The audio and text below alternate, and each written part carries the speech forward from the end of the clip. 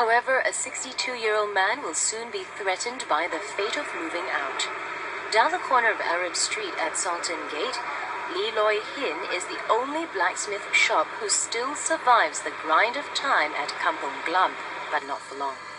Ahwat inherited the shop from his father and has been working in Kampong Glam for more than 50 years.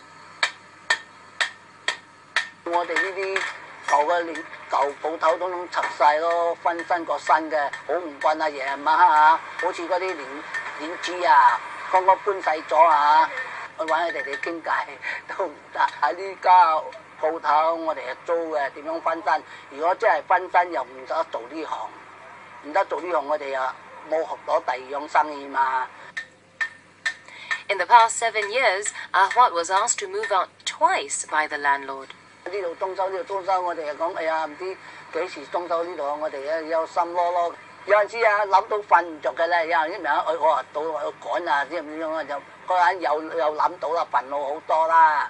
依家係啊，去租俾啊，依家又去到期，我哋又唔知仲去唔去租，我哋都係唔知啊，在啊，有陣時啊，又要諗到啦咁樣咯。希望啊，可以拖多1-2年咁樣咯。